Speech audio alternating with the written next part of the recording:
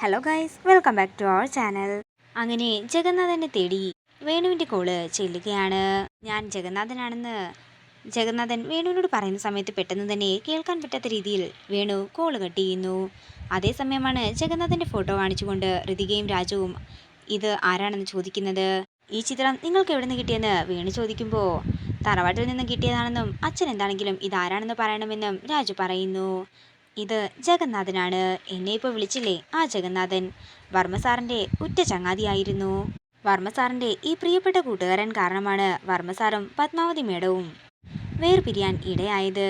തുടർന്ന് വേണുവിനോട് ജഗന്നാഥനെ തിരിച്ചു വിളിക്കാനും നാളെ കാണാമെന്ന് പറയാനുമായി നിർബന്ധിക്കുകയാണ് രാജുവും ഋതികയും. തുടർന്ന് അവരുടെ നിർബന്ധത്തിന് വഴങ്ങി വേണു ജഗന്നാഥനെ വിളിക്കുകയും നാളെ രാവിലെ കാണാൻ വരാമെന്ന് ഏൽക്കുകയും ചെയ്യുന്നു. പിന്നീട് കാണിക്കുന്നത് പ്രതാപൻ്റെ വീടാണ്.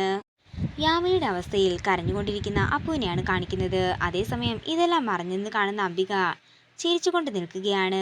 തുടർന്ന് അംബിക ദീപകിനോട് പറയുകയാണ്, അവളെ മരിക്കാതെ മരിക്കണം, അതിനുള്ള വഴിയാണ് നമ്മൾ ഇനി ആലോചിക്കേണ്ടത്. പിന്നീട് കാണിക്കുന്നത് ജഗന്നാഥനെയും കാത്ത് റോഡരികിൽ നിൽക്കുന്ന രാജുവിനെയും ഋതികയും വേണുവിനെയുമാണ്. അതേസമയം അവർക്ക് മുന്നിൽ വന്ന ദീപക് ജഗന്നാഥനെ ഇതിനോടകം തന്നെ തൻ്റെ വണ്ടിയിൽ കയറ്റിയിട്ടുണ്ടായിരുന്നു.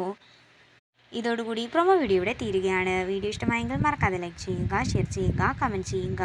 കൂടുതൽ സീരിയൽ അപ്ഡേറ്റ്സിനായി മറക്കാതെ സബ്സ്ക്രൈബ് ചെയ്യുക.